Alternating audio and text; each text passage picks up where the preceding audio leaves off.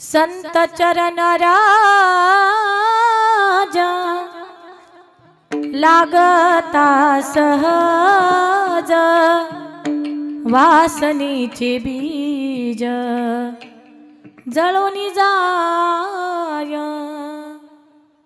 मग राम नामे उपजे आवडी सुख घडोघडी वाढू लागे कंठी प्रेम दाटी नयनी नीरलोटे हृदयी प्रगटे राम रूप मग राम नामे उपजे आवडी सुख घडोघडी वाढू लागे तुका म्हणी साधना सुलभ गुमाटे परि उपतिष्ठे पूर्व पुण्य मग राम नामे उपजे आवडी सुख घडोघडी वाढू लागे विठ्ठल विठ्ठल संत चरण रज लागता सहज वासनेचे बीज जळूनी जाई मग राम नामे उपजे आवडी सुख घडोघडी वाढू लागे प्रथम नमन करू गणनाथा उमाशंकराची आसुता चरणावरी ठेवुनी माथा साष्टांग हे करी दंडवत पांडुरंगा करू प्रथम नमन पांडुरंगा करू प्रथम नमन पांडुरंगा करू प्रथम नमन पांडुरंगा करू प्रथम नमन हो दुसरे चरण संताची दुसरे चरण संताची गरे गम गम गम सापा मपा गम गम रे ग सारे रे सपनी सारे रे ग गरे गम गम गम दुसरे चरण संताची दुसरे चरण संताची त्यांच्या कृपादाने कथेचा विस्तारू त्यांच्या कृपादाने कथेचा विस्तारू त्यांच्या कृपादाने जय कथेचा विस्तारू त्यांच्या कृपादाने कथेचा विस्तारू पांडुरंगा करू प्रथम नमन दुसरे चरण संताची दुसरे चरण पांडुरंगा करू प्रथम नमन दुसरे चरण संताची दुसरे चरण संताची ओम नमो ज्ञानेश्वरा ओम नमो ज्ञानेश्वरा ओम नमो ज्ञानेश्वरा ओम नमो ज्ञानेश्वरा ओम नमो ज्ञानेश्वरा जय ओम नमो ज्ञानेश्वरा ओम नमो ज्ञानेश्वरा ओम नमो ज्ञानेश्वरा करुणा करा दया करुणा करा दया करुणा करा दया करुणा करा दया तुमचा अनुग्रह लाधलो तुमचा अनुग्रह लाधलो तुमचा अनुग्रह लाधलो पावन झालो चराचरी करुणा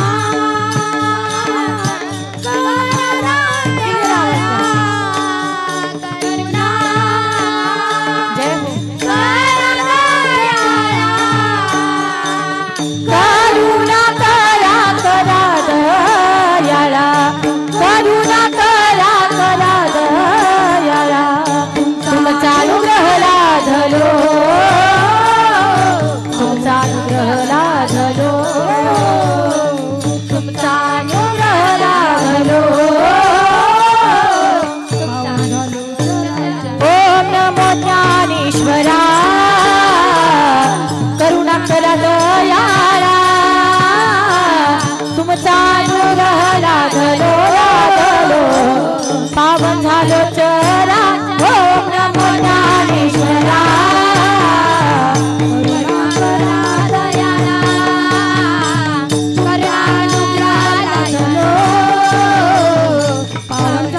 ओम नमो ज्ञानेश्वरा करुणा करा दयाळा तुमचा अनुग्रह लाधलो पावन झालो चराचरी अलंकापुरी पुण्यभूमी पवित्र तिथी नांदतो ज्ञान राजा सुपात्र तया आठविता महापुण्य राशी नमस्कार माझा श्री सद्गुरु ज्ञानेश्वरासी नमो सद्गुरु तुकया ज्ञान दीपा नमो सद्गुरु सच्चिदानंद रूपा नमो सद्गुरु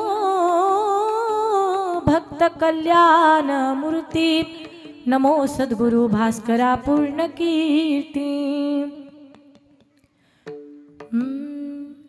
जय जय श्री राधा रमणा जय जय नवला किशोर जय गोपी चित चोर प्रभु जय जय माखन चोर श्री गुरु चरण सरोज रज निज मनु मुकुरु सुधारी वर्णौ रघुबर बिमल जसु जोदाय कुफल जारी बुद्धिहीन तनु जानिके सुमिरो पवन कुमार बल बुद्धि विद्या देहु मोहि हरहु कलेश विकार आइए हनुमंत बिराजिए आइए महाराज बिराजिए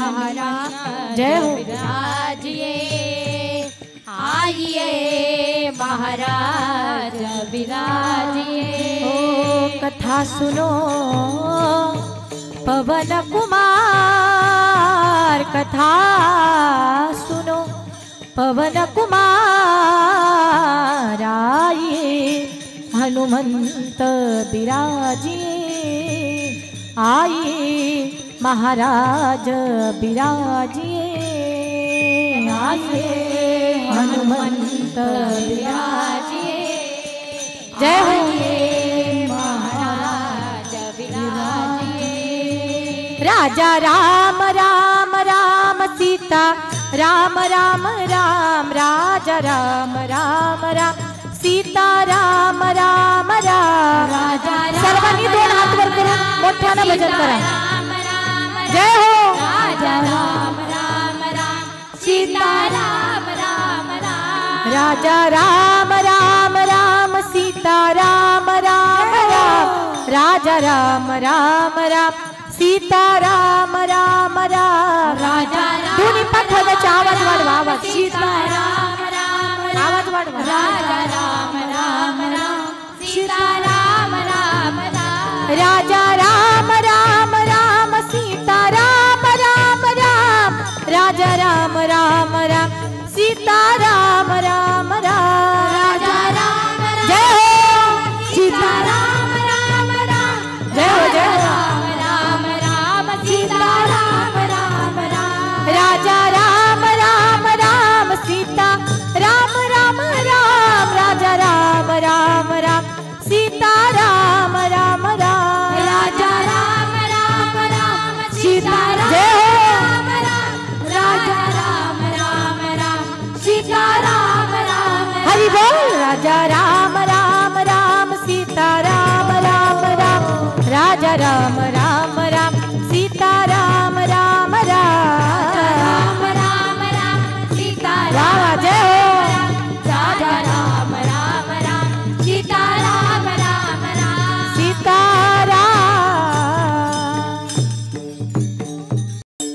जयांचे किल्या स्मरण होय सकळ विद्येचे अधिकरण तीची बंधू श्री चरण श्री गुरूंचे ते नमस्कारून आता विठ्ठल विठ्ठल विठ्ठल विठ्ठल विठ्ठल विठ्ठल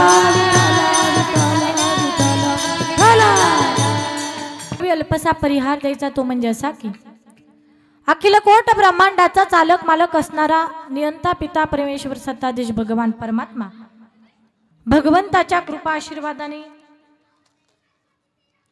तसेच या ठिकाणी शिवसेना उद्धव साहेब बाळासाहेब ठाकरे रामबाग विभागीय शाखा श्री दत्त जयंती निमित्त अखंड हरिनाम सप्ताह व श्री ग्रंथराज ज्ञानेश्वरी पारायण सोहळा अगदी या दत्त जयंती निमित्तानं सुरू असलेला हा भव्य दिव्य स्वरूपाचा अखंड हरिनाम सप्ताह अगदी या सप्ताहातील आज चौथ्या दिवसाचं कीर्तन पुष्प भगवान दत्तात्रयांच्या चरणी समर्पित करण्याचं सद्भाग्य मला आज या ठिकाणी सर्व तुम्हा सज्जन श्रोत्यांच्या वतीने या ठिकाणी ही सेवा माझ्या वाटेला आलेली आहे। अगदी कार्यक्रमाचं नियोजन आयोजन फार गोड आमचे आवटे महाराज असतील त्याचबरोबर आमचे हरिभक्तपरायण गोटीराम बाबा असतील अगदी त्यांनी आल्यापासनं या ठिकाणी जे काही दत्त मंदिर असेल या कार्यक्रमाचं जे डेकोरेशन असेल अगदी सुंदर पद्धतीने या ठिकाणी आपण सर्वांनी लावलेलं आहे। एकदा तुम्हीच तुमच्यासाठी जोरात टाळी वाजवा। आणि विशेष म्हणजे दत्त जयंती निमित्तानं चालू असलेला हा महिला अखंड हरिनाम सप्ताह आहे। इथं पुरुषांचं काही काम नाही बरं का। अगदी एक म्हणजे श्री शक्ती काय असते हे जर पाहायचं असेल तर प्रत्येक माणसाला इथंच येऊन पाहावं लागेल बरं का। एवढं गोड तुम्ही नियोजन आयोजन केलेलं आहे। सगळ्या महिला कीर्तनकार आहेत, वाजवायला सुद्धा महिलाच आहेत, गायन करायला सुद्धा। आणि आज या ठिकाणी अगदी एकाच पोशाखामध्ये एकाच कलरची साडीमध्ये असणाऱ्या आमच्या सर्व माता भगिनी अगदी यांच्यासाठी एकदा जोरात टाळी वाजवा। न लाजता तुम्ही बॅटरी चार्ज केली ना तुमची हां करून आलात की नाही मग एकदा मोठ्याने टाळी वाजवा कारण टाळी वाजवायला काही पैसे लागत नाही बरं का। मोठ्यानं टाळी वाजवायची। ज्यांच्या प्रेरणादायी हा सप्ताह चालू आहे अशा असणाऱ्या वैकुंठवासी हरिभक्तपरायण सीताबाई की त्यांना आपण आई म्हणायचो त्या असतील। तसेच वैकुंठवासी हरिभक्तपरायण कलावती गोटीराम घुगे अगदी यांच्या मार्गदर्शनाखाली आमचे तात्या असतील आवटे महाराज असतील अगदी सर्वांच्या मार्गदर्शनाखाली हा भव्य दिव्य स्वरूपाचा अखंड हरिनाम सप्ताह आज चौथ्या दिवसाची सेवा आहे। या ठिकाणी माझे चुलते देखील आलेले आहेत। या ठिकाणी त्यांच्याच मुली आमच्या गीताताई असतील त्यांची बहीण असेल आणि या छोट्या छोट्या गवळणी अगदी शेवटी त्यांची गोड अशी भैरवी तुम्हाला ऐकायला मिळणार आहे। म्हणून सर्वांनी टाळी वाजवा ना। खूप सुंदर गातात शेवटी त्यांचं तुम्हाला सुद्धा गायन ऐकायला मिळणार आहे। पुन्हा एकदा सर्वांचे मनापासून धन्यवाद व्यक्त करते। विठ्ठल विठ्ठल विठ्ठल हे असं आयोजन म्हणजे ज्यांनी या आयोजनासाठी सहकार्य केलंय असे असणारे आमचे विजय साळवी साहेब असतील जिल्हा प्रमुख व उपनेता त्यांचे सुद्धा मनापासून धन्यवाद व्यक्त करते। त्यांच्यासाठी सुद्धा एकदा जोरात टाळी वाजवा। सर्वच हरिभक्तपरायण सर्व टाळकरी माळकरी वारकरी सर्वच हरिभक्तपरायण या ठिकाणी कोणी कथाकार कीर्तनकार प्रवचनकार असतील सर्वच हरिभक्तपरायण बरं का। चष्म्यावाले फेट्यावाले मिशावाले पदरावाल्या बिना पदरावाल्या पण तर ज्यांनी नाही घेतले घ्या घेता की नाही हा सर्व हरिभक्तपरायण सर्वांचे मनापासून ऋण व्यक्त करते आणि अभंगाचं चिंतनाकडे वळते। विठ्ठल विठ्ठल अगोदर अभंगाचा अर्थ सांगते। अभंग श्री संत जगद्गुरु तुकोबारायांचा आहे। तुकोबाराय या अभंगामध्ये संतांबद्दल भाव व्यक्त करतात की संत चरण रज लागता सहज। महाराज म्हणतात संतांच्या पाय धुळीनं किंवा संतांच्या पायाची धूळ ही माणसाच्या सहज अंगाला लागू द्या सहज तिचा स्पर्श होऊ द्या तर परिणाम असा होईल वासनेचे बीज जळून जाईल। जी विषय वासना बीज आहे झाड नाही हा बीजच जळून जाते। आणि एकदा का माणसाच्या मनातील वासनारूपी बीज जळालं ना तर काय परिणाम होईल मग राम नामे उपजे आवडी सुख घडोघडी वाढू लागे. वासनारूपी बीज जळाल्यानंतर अगदी भगवान परमात्म्याच्या नामाची गोडी आपल्याला लागते. मग राम नामे उपजे आवडी.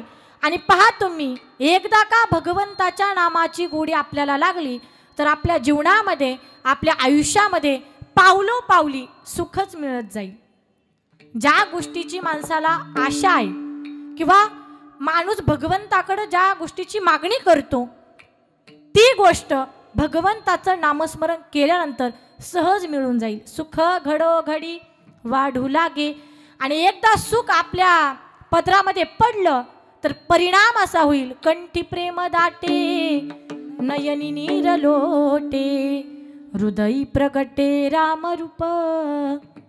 एकदा का भगवान परमात्म्याचं नामचिंतन आपण अंतकरणातून केलं, कंठी प्रेम दाटे, नयनी नीर लोटे, हृदयी प्रगटे. उगा भगवंताचं नामचिंतन, त्याचं नामस्मरण उगा करायचं म्हणून करायचं नाही. अगदी भक्ती भावनेनं, श्रद्धेनं केलं तर मग आपली अवस्था तशी होईल. कशी? कंठी प्रेम दाटे, नयनी नीर लोटे, हृदयी प्रगटे रामरूप. त्याच्यासाठी एक साधन सांगितलंय शेवटच्या चरणामध्ये. तुका म्हणे साधन सुलभ गोमटे, परी उपतिष्ठे पूर्व पुण्य.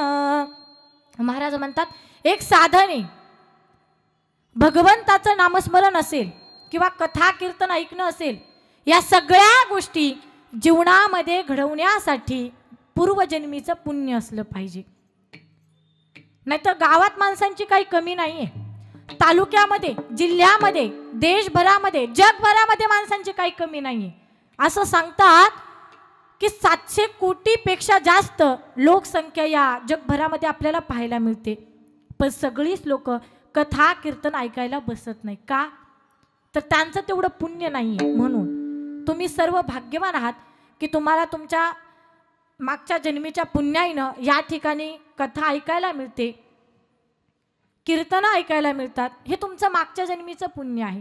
म्हणून भगवंताचं नामस्मरण असेल, सत्संग असेल, या सगळ्या गोष्टी जीवनामध्ये घडवण्यासाठी महाराज म्हणतात जन्मोजन्मीचं पुण्य असलं पाहिजे. म्हणून तुका म्हणे साधन सुलभ गोमटे, परी उपतिष्ठे पूर्व पुण्य, असा या अभंगाचा अर्थ आहे. आपण याचा विस्तार करण्याचा प्रयत्न करू. विठ्ठल विठ्ठल. आपल्या सर्वांना माहिती आहे की सप्ताह कशा निमित्त आहे, काय निमित्त आहे. आणि या ठिकाणी अगदी महिलांचा सप्ताह आहे. सांगेल मी तुम्हाला एका स्त्रीमध्ये किती ताकद असते. या ठिकाणी आपण सर्वांनी फोटो पाहिलेले आहे. या ठिकाणचे जे वाक्य आहेत छोटे छोटे ते सुद्धा आपण वाचलेले आहेत. सांगेल मी तुम्हाला एका स्त्रीमध्ये किती ताकद असते.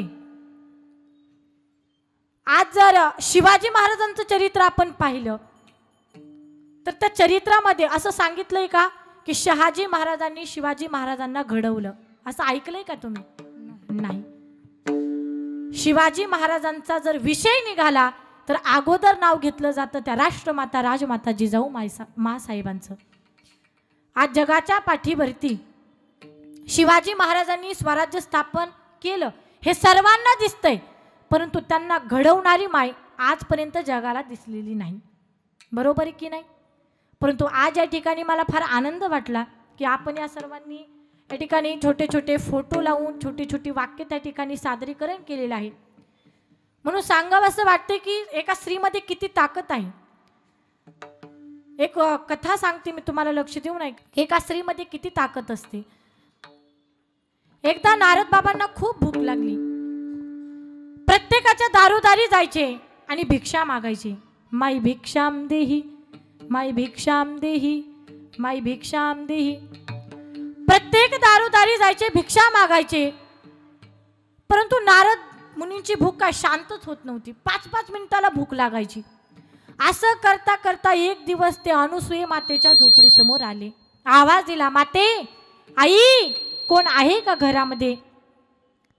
कुणीच आलं नाही, आवाज सुद्धा आला नाही. पुन्हा नारद मुनींनी आवाज दिला, माई भिक्षाम देही, माई भिक्षाम देही. असा आवाज ऐकला आणि अनुसूया माता बाहेर आल्या. नारदजींना पाहिलं, ऐका, नारदजींना पाहिलं, 2 हात जोडले, वंदन केलं. गुरुजी या. याच्यातून आपल्याला सुद्धा शिकायचंय की जेव्हा संत महात्मे घराला येतात ना, तेव्हा त्यांचं आगमन किंवा त्यांचं आगमन कसं केलं पाहिजे हे आपल्याला शिकायचंय. नारदजी आले, वंदन केलं, 2 हात जोडले. गुरुजी या तुम्ही. नारदजी सांगतात मला काहीच नको, माते एक काम करा. विचारलं अगोदर काही पाणी पाहिजे का, चहा पाहिजे का? म्हटले काहीच नको, अगोदर खाण्यासाठी काहीतरी द्या. काय म्हटले? अगोदर खाण्यासाठी काहीतरी द्या. आई खूप भूक लागली मला.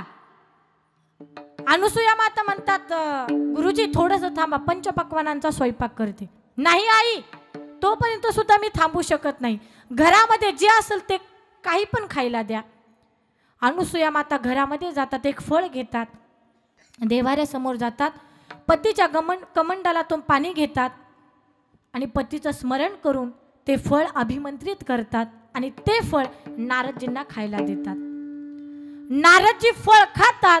त्या फळाचा परिणाम असा झाला की नारदजींची भूकच गायब झाली. काय? नारदजींची भूकच गायब झाली. नारदजींची जशी भूक गायब झाली तसे नारदजी आज नारायणाचं भजन नाही म्हणत, एकच भजन म्हणतात, अनुसूयेसारखी पतिव्रताच नाही, अनुसूयेसारखी पतिव्रताच नाही, अनुसूयेसारखी पतिव्रताच नाही. आईला वंदन केलं. आई येतो मी आता. आईला निरोप दिला आणि नारदजी पुढच्या भ्रमंतीला लागले, निघाले त्रैलोक्याच्या भ्रमंतीला. पण आज नारायणाचं भजन नाहीये, एकच, अनुसूयेसारखी पतिव्रताच नाही, अनुसूयेसारखी पतिव्रताच नाही. असं भजन गात गात कैलास पर्वतावरून चालले होते आणि कैलास पर्वतावर हळदी कुंकवाचा कार्यक्रम चालू होत्या. आता हळदी कुंकवाचा कार्यक्रम म्हटलं की आमच्या सगळ्या महिला एकत्र येतात, बरोबर की नाही? पहा तुम्ही, संक्रांतीचा सण असेल, दिवाळीचा सण असेल, आणखीन बरेच प्रकारचे सण असतील, त्या प्रत्येक सणाला आमच्या महिला एकत्र येत असतात, बरोबर की नाही? तुमच्या इकडे येतात ना? तसं कैलासामध्ये हळदी कुंकवाचा कार्यक्रम आणि सगळ्या देव्या त्या ठिकाणी एकत्र आलेल्या होत्या. त्यामध्ये सरस्वती माता होत्या, लक्ष्मी माता होत्या, आमच्या पार्वती माता सुद्धा होत्या. सर्व देवीगण त्या ठिकाणी उपस्थित होत्या. आणि पार्वती मातेच्या कानावर आवाज आला, काय? अनुसूयेसारखी पतिव्रताच नाही, अनुसूयेसारखी पतिव्रताच नाही, असा आवाज आला. म्हणे आज नारदजींना काय झाले? आज नारायणाचं भजन तोंडामध्ये नाही आणि अनुसूयेसारखी पतिव्रताच नाही. तिघी जणी गेल्या नारदजींना भेटला. नारदजी काय आहे? आज नारायणाचं भजन नाही, नेमकं झालं काय तुम्हाला? नारदजीनं सर्व घडलेली घटना सांगितली. या तिघी जणी अशा घड्याळात 12 वाजतात ना, तशा तिघी जणी फुगल्या आणि एकमेकींशी चर्चा करतात. पहा तुम्ही, आमच्या महिला मंडळांच्या पोटात काहीच राहत नाही. एखाद्या शेजारणीनं एखादी गोष्ट जर सांगितली ना, कधीच त्या मनामध्ये ठेवत नाही, दुसरीला सांगणारच. हा स्वभाव आहे महिला मंडळांचा. तशा तिघी जणी एकमेकींमध्ये चर्चा करू लागल्या. लक्ष्मी माता म्हणतात, माझ्याशिवाय जगामध्ये श्रेष्ठ पतिव्रता कुणीच नाही. पार्वती माता म्हणतात, माझ्याशिवाय जगामध्ये श्रेष्ठ पतिव्रता कुणीच नाही. तिघी जणी एकमेकीला सांगू लागल्या. नंतर तिघी एकाच विचाराच्या झाल्या. त्या तिघी जणी म्हणतात की आपण तिघी सोडल्या तर जगामध्ये कोणीच पतिव्रता नाही. म्हणजे अनुसूया पतिव्रता आहे. हिचा जे पतिव्रता धर्म आहे तो भंग कसा करायचा, तिघींनी एक प्लॅन केला. तिघी आपापल्या पतींकडे गेल्या, सांगितलं की अशी अनुसूया नावाची एक महिला आहे, तिच्याकडे तुम्ही जायचं आणि तिचा पतिव्रता धर्म आहे ना तो भंग करायचा. आता तिन्ही देवांना हे काय पटलं नाही, बरं का, पटलं नाही. परंतु शेवटी श्रीहट्ट होता. पाहतो मी पुरुष मंडळ, तुम्ही जर एखादी महिला मंडळांची इच्छा पूर्ण करू नका, तुम्हाला 10 दिवस जेवणच नाही, बरोबर आहे ना? इकडं होतं का असं? हा नाही होत, चांगलं आहे. मग तिघांना काय करावं काहीच कळेना, परंतु श्रीहट्ट होता. म्हटलं ठीक आहे, आम्ही तुमचं काम करू. तिन्ही देवता ब्राह्मणांचं वेश धारण करून अनुसूये मातेच्या झोपडीसमोर येतात आणि आवाज देतात, माई भिक्षाम देही, माई भिक्षाम देही, माई भिक्षाम देही. आवाज आला. अनुसूया माता बाहेर आल्या. तिन्ही ब्राह्मणांना, आता त्यांना माहीतच नव्हतं ते देव आहेत म्हणून, तिन्ही ब्राह्मणांना हात जोडले. या तुमचं मी आगमन करते, स्वागत करते. त्यांचे पाय धुवून काढले, त्यांना तिलक केला आणि सांगितलं तुम्हाला मी काय भिक्षा वाढू. म्हणे आम्हाला भोजन खाऊ घाला. काय म्हटले? आम्हाला भोजन खाऊ घाला. हातपाय धुण्यासाठी पाणी दिलं, सगळं काही झालं आणि जेवणासाठी ताट वाढलं. तर तिन्ही ब्राह्मण वेशातले जे देव होते ना, ते म्हटले आम्हाला असं भोजन नकोय. काय म्हटले? हे भोजन नकोय आम्हाला. आमच्या इच्छा युक्त जर भोजन असेल तरच आम्ही तुझ्या घरी भोजन करणार, अन्यथा आम्ही इथून निघून जाणार. अनुसूये मातेनं 2 हात जोडले. असं करू नका. काय इच्छा आहे तुमची? सांगितलं भोजन पाहिजे. शब्द ऐकला. हातामधलं जेवणाचं ताटच खाली पडलं आणि टचकन डोळ्यातून पाणी आलं. देवा कशी परीक्षा घेतो रे माझी. एक 10-20 मिनिटं झाले. विचार आला मनामध्ये, अरे जे मला भोजन मागितले, जी इच्छा व्यक्त केली, इच्छा व्यक्त करणारे हे काही साधारण नाही आहेत. पतीचं स्मरण केलं आणि लक्षात आलं, अरे हे 3 ब्राह्मण नसून साक्षात ब्रह्मा विष्णू महेश 3 त्रिदेवता या ठिकाणी प्रगट झालेले आहेत. काय पाहता माझ्याकडे? पतीचं स्मरण केलं, कमंडलातून पाणी घेतलं आणि ते अभिमंत्रित पाणी तिन्ही देवांवर शिंपडलं. तर मोठी देव छोटी बालकं झाली, पाळण्यामध्ये खेळायला लागली. काय? मोठी देव छोटी झाली आणि पाळण्यात खेळायला लागली. अगदी अनुसूये मातेबद्दल एवढंच नाही, जगभरातल्या प्रत्येक श्रीबद्दल या ठिकाणी एक छोटंसं वर्णन केलंय. भारत नारी की शक्ति महान, भारत नारी की शक्ति महान महान महान महान, हार गए भगवान जैसे हार गए भगवान, जैसे हार गए भगवान, जैसे हार गए भगवान. जय हो. जैसे हार गए भगवान, जैसे हार गए भगवान. ब्रह्मा हारी विष्णु हारी, ब्रह्मा हारी विष्णु हारी, भोले बाबा हारी, भोले बाबा हारी. भारत नारी की शक्ति महान, भारत नारी की शक्ति महान महान महान महान, हार गए भगवान जैसे हार गए भगवान, जैसे हार गए भगवान, जैसे हार गए भगवान, जैसे हार गए भगवान. जय हो. जैसे हार गए भगवान. भगवान. ब्रह्मा हारी विष्णु हारी, भोले बाबा हारी. भारत नारी की शक्ति महान, भारत नारी की शक्ति महान महान महान महान, हार गए भगवान जैसे हार गए भगवान. अनुसूये मातेनं पाणी टाकलं. मोठी देव छोटी झाली, पाळण्यात खेळायला लागली.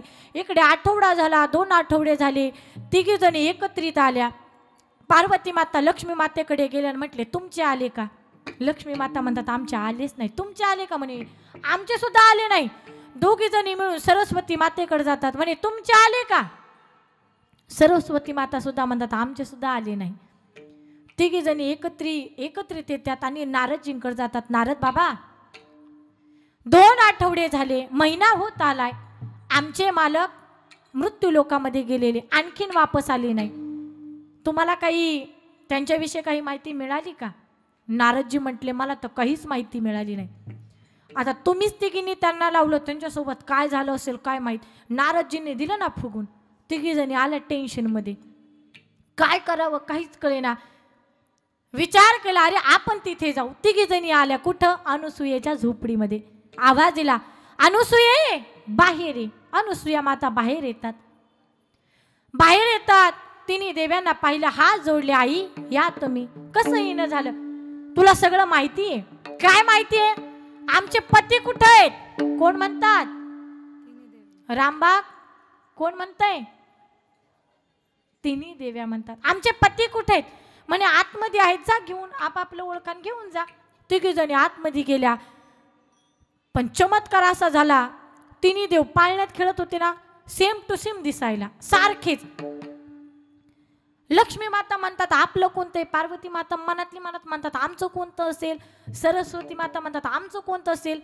तिघी जणी मनातली मनात चर्चा करतात, पण आमचं कोणतं आहे कुणालाच कळाना, कुणालाच कळाना. मग लक्ष्मी माता आल्या.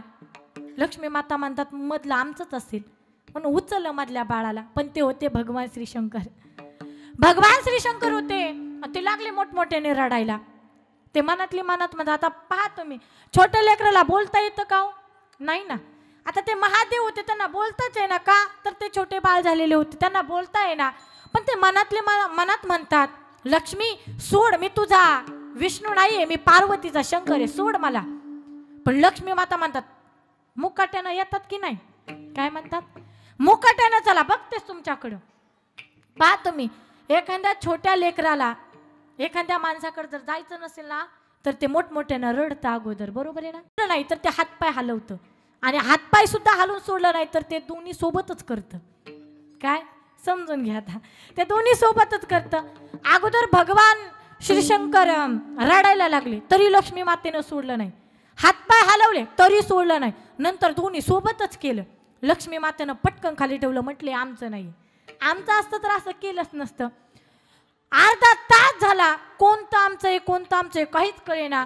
तिन्ही देव्या अनुसूया मातेला शरण गेले, आई चुकलं आमचं, या जगामध्ये अनुसूयेसारखी पतिव्रता आम्ही आजपर्यंत पाहिली नाही, कुणी होणार नाही आणि भविष्यात कुणी होऊ शकणार नाही. हात जोडले आणि सांगितलं आमचे पती जसे होते आम्हाला तसे वापस करा. पतीचं स्मरण केलं, कमंडलातून पाणी घेतलं, शिंपडलं, तर छोटी बालकं मोठी देव झाली. याच्यातून मला सांगायचं एवढेच की एका स्त्रीमध्ये ताकद किती आहे, की देवता सुद्धा स्त्री समोर झुकतात, एवढी मोठी ताकद महिलामध्ये आहे. म्हणून स्त्रीला काही सामान्य समजायचं नाही. अगदी आमचा स्त्री जागर जरी म्हटलं, महिला सप्ताह म्हटलं की आम्ही नवरात्राला 9 दिवस सप्ताह करतो, परंतु दत्त जयंतीच्या निमित्तानं भव्य दिव्य स्वरूपाचा हा महिला सप्ताह आणखीन न जास्त लांबवता आपल्याला अभंगाचं चिंतन पाहायचं आहे. आपल्याकडे 1 तास शिल्लक आहे आणि 1 तासामध्ये आपण अभंगाचं चिंतन पाहणार आहोत. विठ्ठल विठ्ठल. अभंग श्री संत जगद्गुरु तुकोबारायांचा आहे. तुकाराम महाराज म्हटलं की या वारकरी संप्रदायाचे कळस. माझे जगद्गुरु तुकोबाराया फार महान संत आहेत. आणि पहा तुम्ही, जगामध्ये महान कोण आहे तर ज्याला लहान होता येतं तोच महान आहे. बोलणं कळतंय ना? ज्याला लहान होता येतं तो महान आहे. असे महान जगद्गुरु तुकोबाराया, त्यांच्या उंचीचा जर आपण विचार केला ना, तर अनु रेणू या थोकडा तुका आकाशा, अगदी आभाळ सुद्धा त्यांच्या समोर ठेंग नाही, एवढे महान जगद्गुरु तुकोबाराया आहेत. एवढंच नाही, महाराजांचा अधिकार एवढा मोठा आहे की यमानं सुद्धा यावं आणि थरथर कापावं. तुकाराम तुकाराम तुकाराम तुकाराम तुकाराम तुकाराम तुकाराम तुकाराम. आवाज द्या ना जरा, क्लिअर आवाज तुकाराम. जय हो. तुकाराम तुकाराम तुकाराम तुकाराम तुकाराम तुकाराम. हो नाम घेता का पियम, नाम घेता का पियम, नाम घेता का पियम, नाम घेता का पियम. धन्य तुकोबा समैथ, धन्य तुकोबा समर्थ, धन्य तुकोबा समर्थ, धन्य तुकोबा समर्थ. नाम घेता का प्रियम, नाम घेता का प्रियम, धन्य तुकोबा समर्थ, धन्य तुकोबा समर्थ, धन्य तुकोबा समर्थ, धन्य तुकोबा समर्थ. समर्थ महाराजांचा अधिकार एवढा मोठा आहे. तुकाराम तुकाराम, तुकाराम तुकाराम, हो नाम घेता का पियम, नाम घेता का पियम, धन्य तुकोबा समर्थ, धन्य तुकोबा समर्थ. जेने केला हा पुरुषार्थ, तुकाराम तुकाराम नाम घेता, यमानं सुद्धा थरथर कापावं एवढा अधिकार तुकोबारायांचा होता. ऐका ना, माझ्या जगद्गुरु तुकोबारायांनी जीवन जगत असताना एवढा परमार्थ केला, एवढी भगवंताची भक्ती केली की रात्रंदिवस माझ्या मनाला गो छंद, छंद माझ्या मनाला गो छंद. ऐका, नित्य गोविंद गोविंद, नित्य गोविंद गोविंद, माझ्या मनाला गो छंद, छंद माझ्या मनाला गो छंद. रात्रंदिवस गोविंद गोविंद मना लागलिया छंद, लागलिया छंद मना, लागलिया छंद, लागलिया छंद मना, लागलिया छंद. गोविंद गोविंद मना लागलिया छंद. रात्रंदिवस नामस्मरण करावं, रात्रंदिवस भक्ती करावी, भगवंताच्या नामचिंतनामध्ये राहावं. दीन रजनी हाची धंदा गोविंदाचे पोवाडे. आणि रात्रंदिवस भक्ती करत असताना संसारामध्ये असणाऱ्या जिजामाता प्रेमानं आवडीनं त्यांना आवली म्हणायचे. त्यांनी सारखं म्हणावं, आमचे मालक प्रपंचासाठी काहीच करत नाही, काहीच करत नाही. आणि काय होतं तुकोबारायांच्या प्रपंचामध्ये सांगा मला. वाटी होती, लुटी होती, ताटी होती, काय होतं? काहीच नव्हतं. फुटका जीविना त्याला दोन तार, करिये धार पंढरीचा, करिये धार पंढरीचा. जिजाबाईंनी म्हणावं, माझ्या माय बापी बरे नाही केले, पदरी बांधिले भिकाऱ्याच्या, माझ्या माय बापी बरे नाही केले. सारखं म्हणावं, सारखं गावामध्ये जावं, सारखं काही ना काही म्हणावं. पण ऐका, जिजामाता सुद्धा अशा पतिव्रता नारी होत्या, पतिव्रता स्त्री होत्या की तुकोबाराया जेवण केल्याशिवाय त्या जेवत नव्हत्या बरं का. महाराज जेवण केल्याशिवाय ते जेवत नव्हत्या. याच्यातून आपल्याला सुद्धा शिकायचे महिला मंडळ. आपले सुद्धा मालक जेवण्याच्या अगोदर आपण जेवायचं नाही.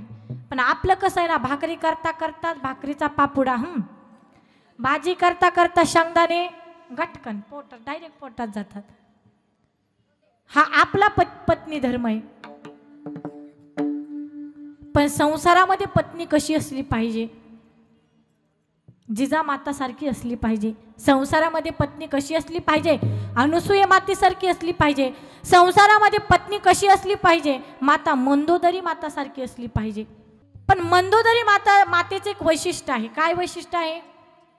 त्या अशा पत्नी पतिव्रता नारी होत्या की पहा तुम्ही, आपण सोनं अंगामध्ये घातल्यानंतर आपल्या सोन्यात मळ चढतो, बरोबर ना? पण मंदोदरी माता अशा होत्या की सोनं अंगावर चढलं की सोन्यातलं मळ आपोआप गळून जायचा, आपोआप गळून जायचा.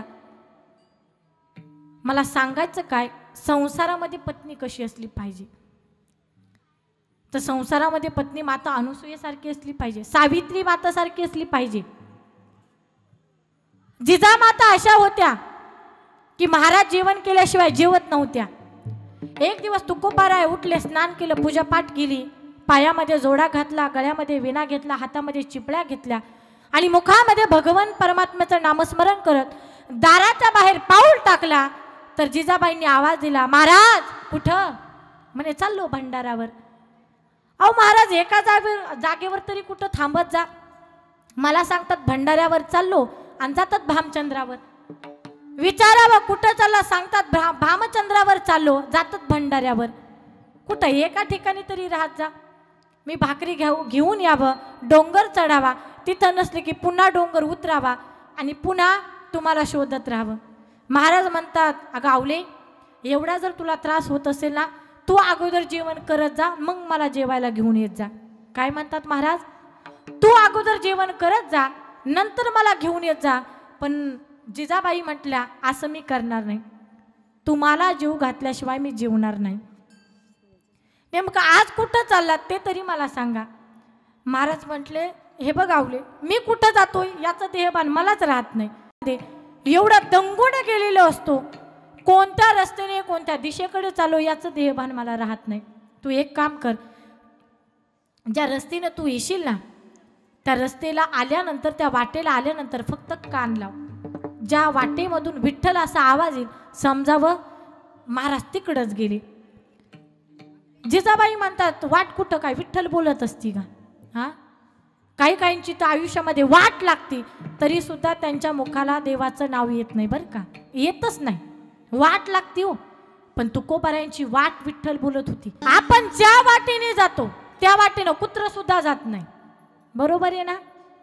हा, परंतु संत ज्या वाटेने जातात ती वाट विठ्ठल बोलते. हा संतांमधला आणि आपल्यामधला फरक आहे. जिजाबाई म्हणतात, ठीक आहे, तुम्ही जसं सांगतात तसंच मी करते. तुकोबाराया भजन करत करत निघाले. भजन करत करत भंडाऱ्यावर जाऊन पोहोचले. जिजाबाईंनी सगळा स्वयंपाक उरकला, सगळं घरातलं काम आटपून झालं. भाकरी घेतल्या, बांधल्या, टोपली घेतली, डोक्यावर ठेवली आणि रस्त्याने निघाल्या. विचार करतायत, खरंच वाट विठ्ठल बोलल का? आल्या, 3 वाटा लागल्या. विचार करतायत, आता कोणत्या रस्त्याला जाऊ? पण महाराजांनी सांगितलं होतं, जी वाट विठ्ठलाचं भजन करल, समजावं महाराज त्या दिशेने गेले. आल्या, पहिल्या वाटेला कान लावला, आवाज काय आलाच नाही. पुन्हा उठल्या, दुसऱ्या वाटेकडे गेल्या, कान लावला, तर चमत्कार असा झाला की वाट विठ्ठलाचं भजन करत होती. कसं? सर्वांनी हात वर घ्या. विठ्ठल माझा माझा माझा माझा माझा, विठ्ठल माझा मी विठ्ठलाचा, विठ्ठल माझा माझा माझा माझा, विठ्ठल माझा मी विठ्ठलाचा, विठ्ठल माझा माझा माझा माझा माझा, विठ्ठल माझा मी विठ्ठलाचा, विठ्ठल माझा माझा माझा माझा, विठ्ठल माझा मी विठ्ठलाचा, विठ्ठल माझा माझा माझा माझा माझा, विठ्ठल माझा मी विठ्ठलाचा, विठ्ठल माझा माझा माझा माझा, विठ्ठल माझा मी विठ्ठलाचा.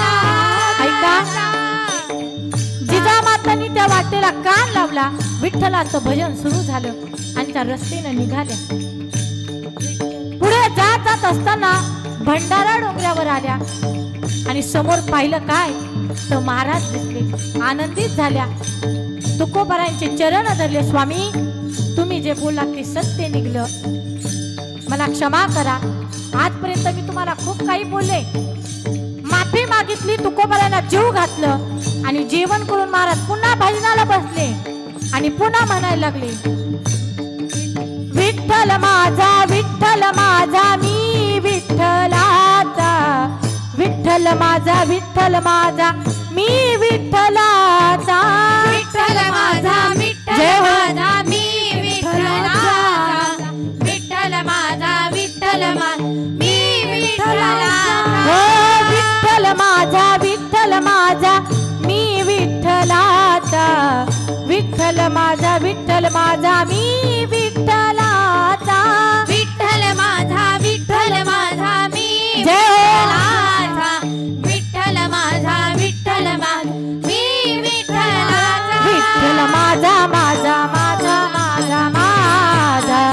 विठ्ठल माझा मी विठ्ठलाचा, विठ्ठल माझा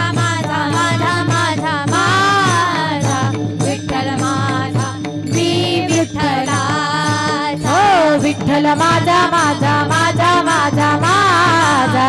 विठ्ठल माझा मी विठ्ठलाचा, विठ्ठल माझा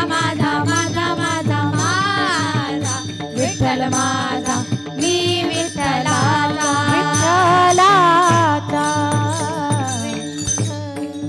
मी विठ्ठलाचा. मला याच्यातून एकच सांगायचंय की महाराजांच्या जीवनामध्ये खूप अडचणी आल्या, खूप संकट आली, पण संकटामध्ये अडचणीमध्ये त्याने भगवान परमात्म्याचं नाम सोडलं नाही बरं का. नाही तर आपल्यावर थोडंसं संकट येऊ द्या, संकटामध्ये दुःखामध्ये देवाची आपल्याला आठवण होते, बरोबर ना. हा महिला मंडळ मला सांगा, चटणी भाकर खाताना आपल्याला देवाची खूप आठवण येते आणि गुलाबजामुन खाताना हा मग पप्प्याचा बाप आठवत नाही, बंटी आठवत नाही, बापल्या कोणीच आठवत नाही आपल्याला. देवाचं तर लांबच राहू द्या हो. मला सांगायचं काय, दुःख म्हटलं की आपल्याला देवाची आठवण येते आणि सुख म्हटलं की आपल्याला कोणीच नको पाहिजे असतं, एकटंच राहावं वाटतं आपल्याला सुख असल्यावर.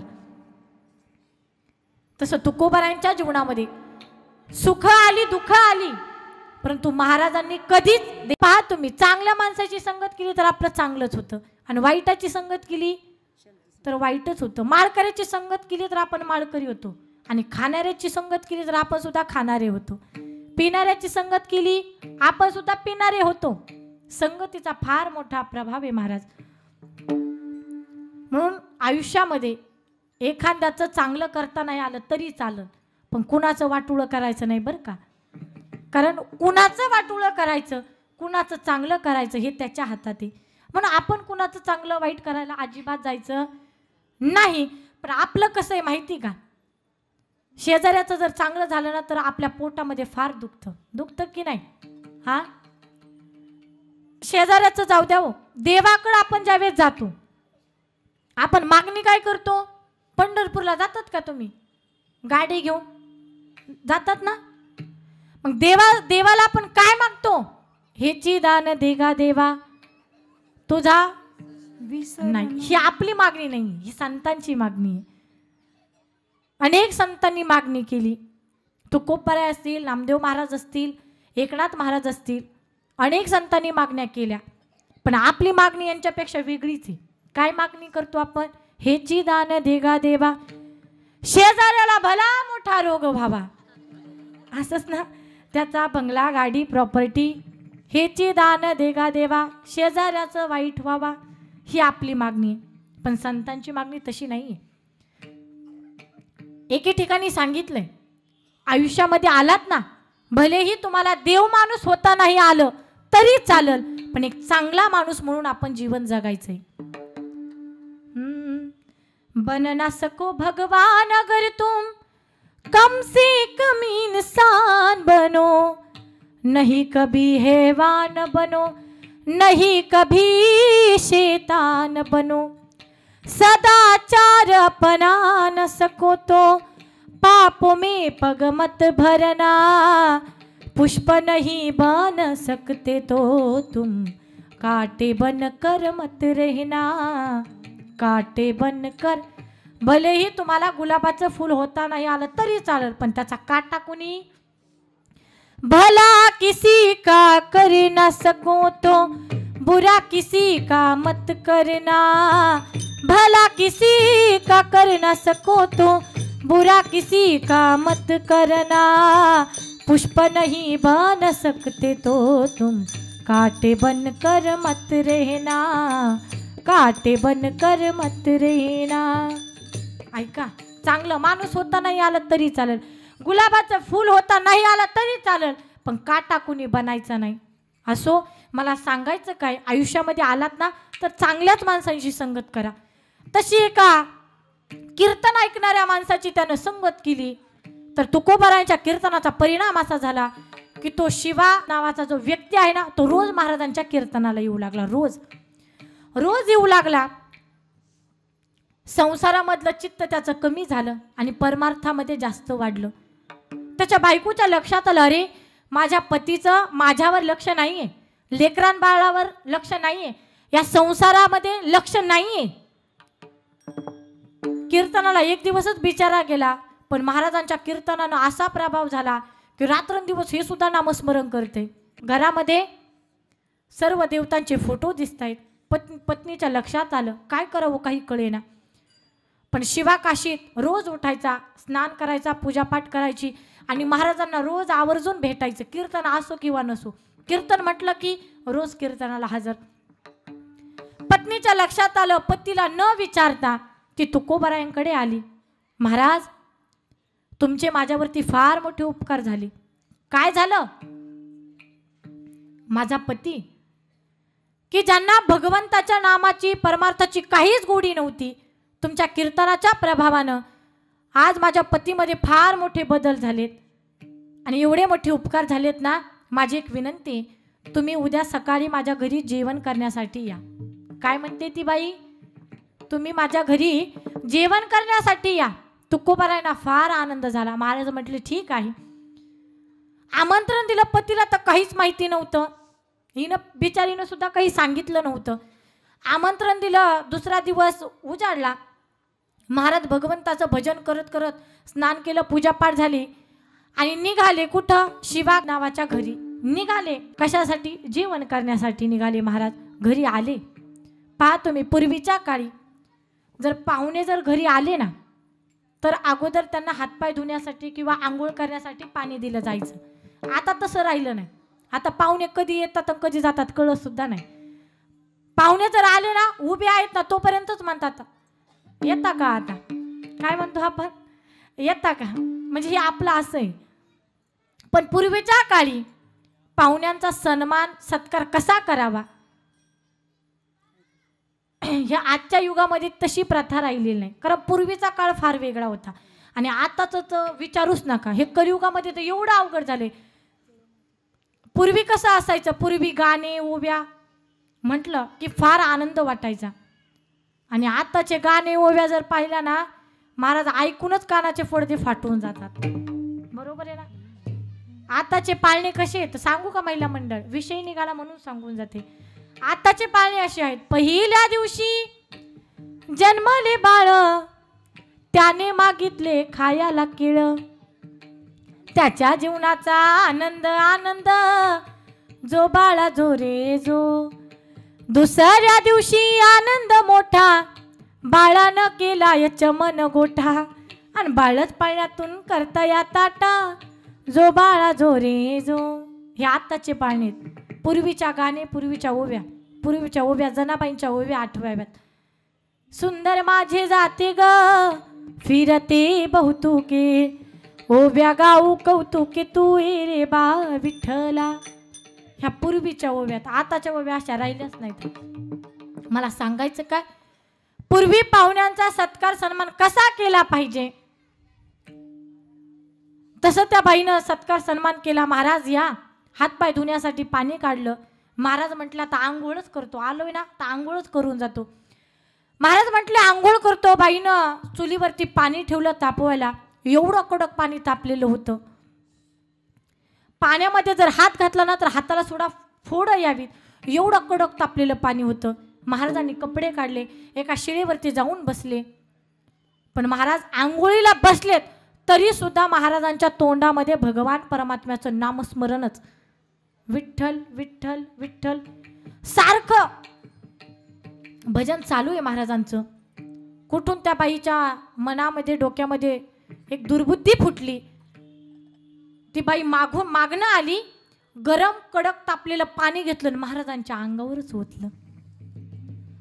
कडक तापलेलं पाणी महाराजांच्या अंगावर ओतलं आणि महाराजांच्या तोंडातून सहज शब्द बाहेर निघले.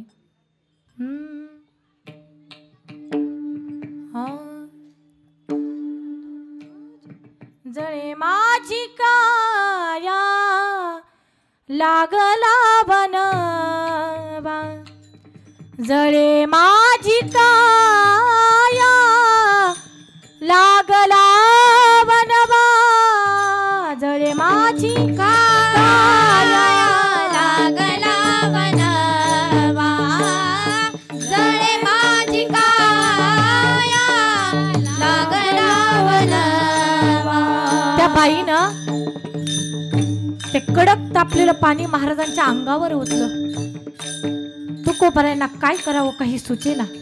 अंगाची आगाग होऊ लागली. पहा तुम्ही, आपल्या घरामध्ये थोडंसं कडक पाणी असू दे, आपण हात जरी घातला तर आपल्या हाताला फोड येतात. पण महाराजांचं शरीर होतं, पाणी ओतल्यावर महाराज म्हणतात,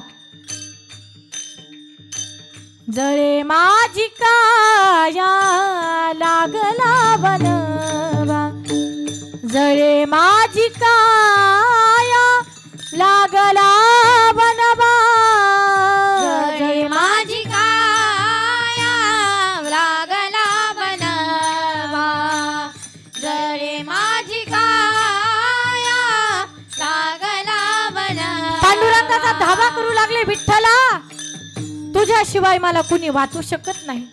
देवा तूच या संकटातून मला बाहेर काढ.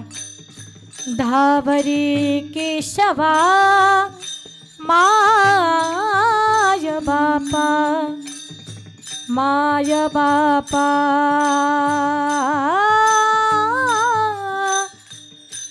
आ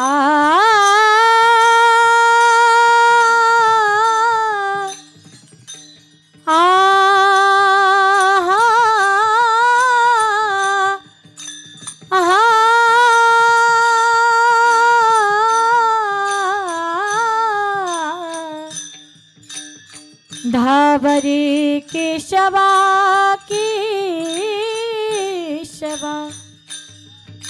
भगवान परमात्म्याचं नामस्मरण काले, विठ्ठला तूच या संकटातून बाहेर काढ. माझ्या देवाला काय हे सहन झालं असेल का? महाराजांच्या अंगाची आग शांत करण्यासाठी ते गरम ओतलेले जे चटके आहेत, पाणी आहे ना, देवानं स्वतःच्या अंगावर घेतलं. जी वेदना तुकोबारायांना होऊ लागली ती वेदना साक्षात विश्वाचा मालक सहन करू लागला.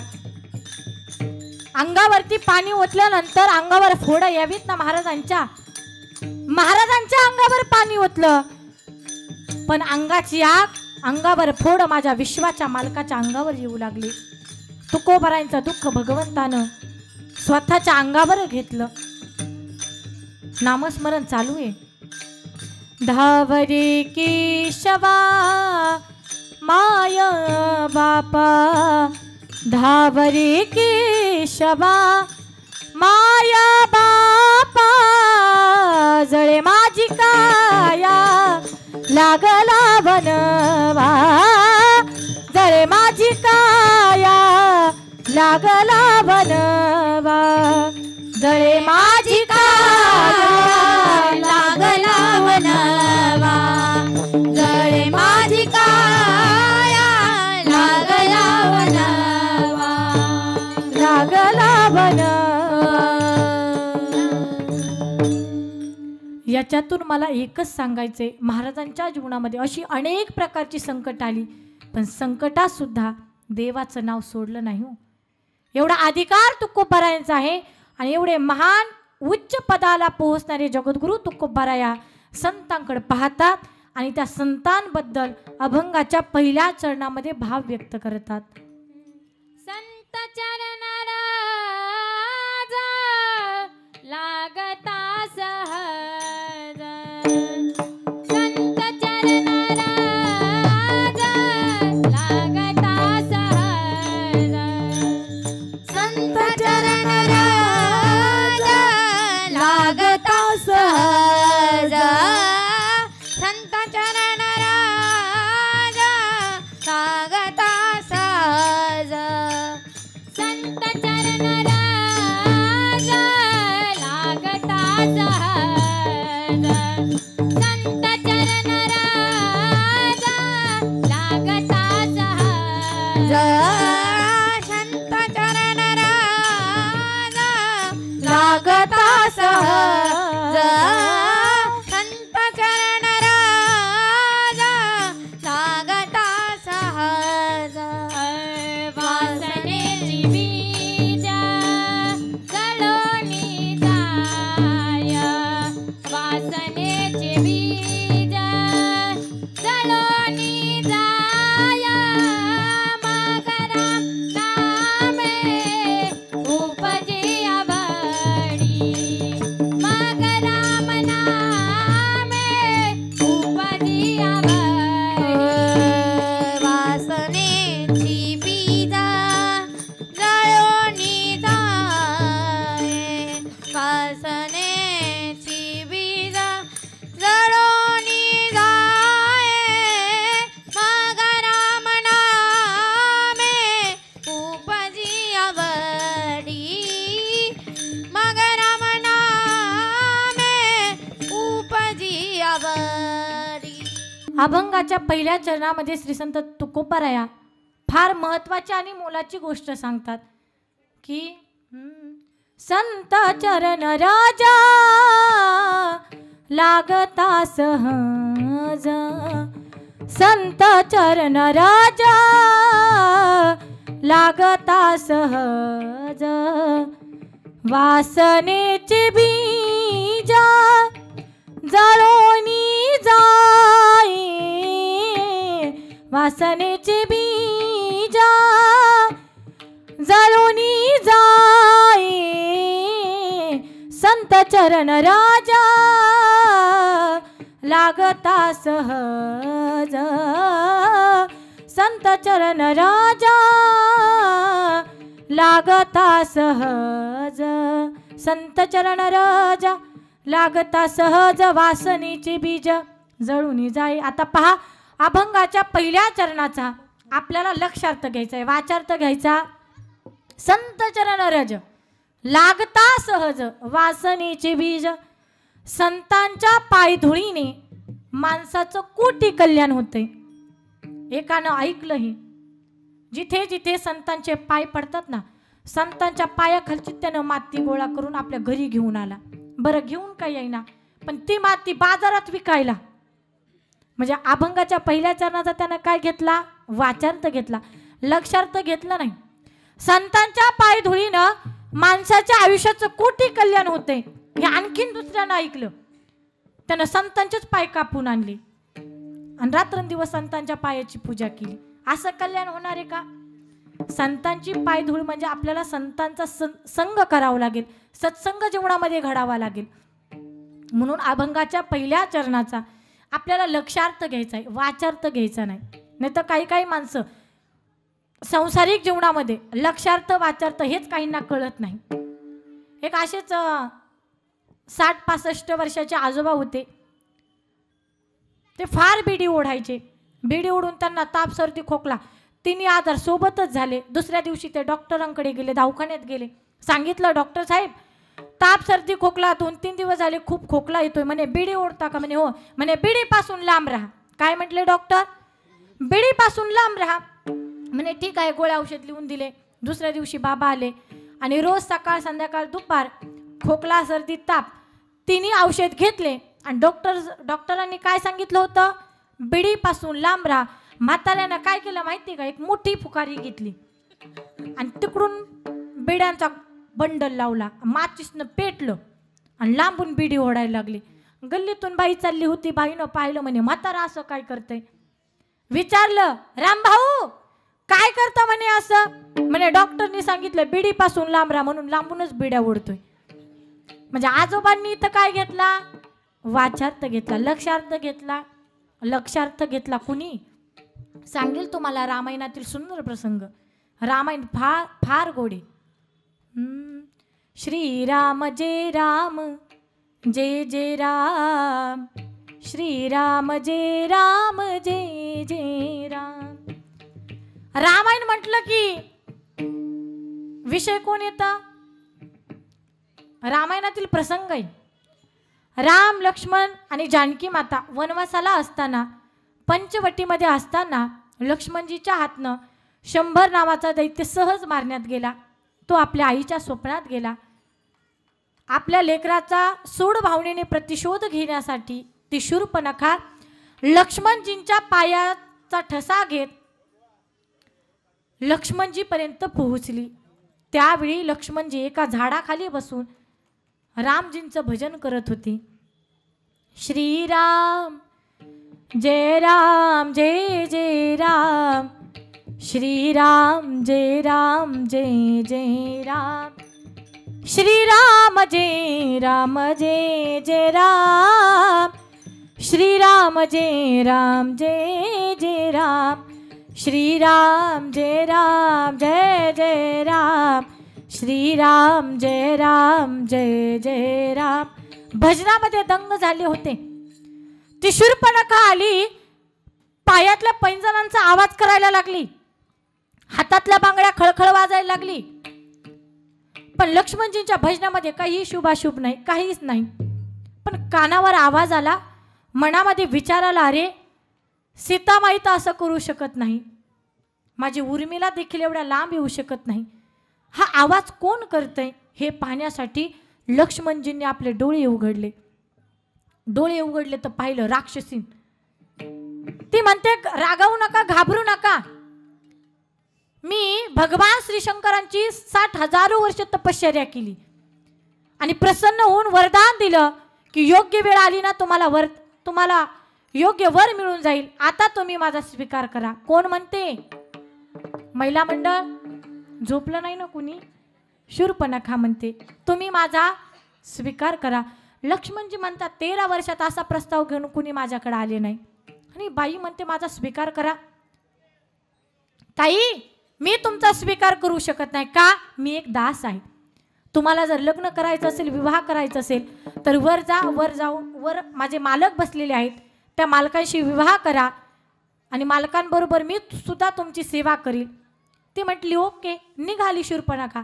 ठुमकत ठुमकत ठुमकत शूर्पणखा निघाली, रामरायांकडे आली. आता ते विश्वाचा मालक आहे. भगवंताला माहीत होतं ही एक बाई नसून ही राक्षसीन आहे. आणि रामजी सहज हसले. काय सहज हसले रामजी. आणि येणारी शूर्पणखा रामजींना पाहून ती सुद्धा हसायला लागली. दोघं एकमेकाकडे पाहून हसले. टेन्शन आलं जानकी मातेला. तुम्ही कसे हसले? काय म्हणतात, कस काय हसले तुम्ही? जानकी, अगं मी सहज हसलो ग. पहा तुम्ही पुरुष मंडळ, आमच्या महिला मंडळ तुम्हाला कधी कधी खूप अवघड प्रश्न विचारतात की त्या प्रश्नांचं देखील उत्तर तुमच्याकडे नसतं.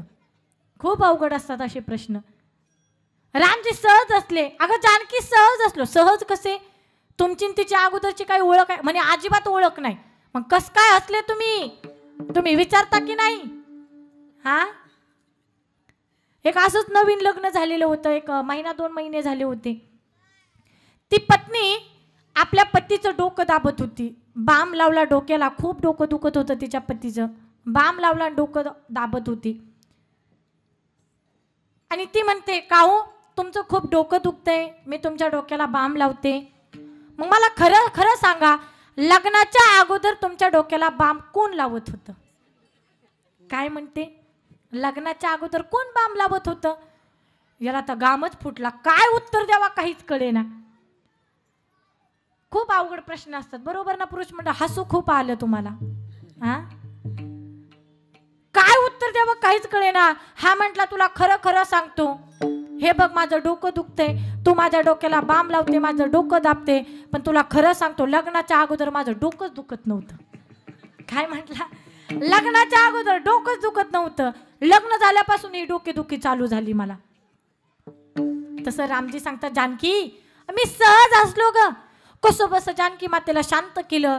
ती शूर्पणखा रामराया जवळ आली, तिला जे बोलायचं होतं ती विसरली आणि जे नाही बोलायचं तीच बोलायला लागली.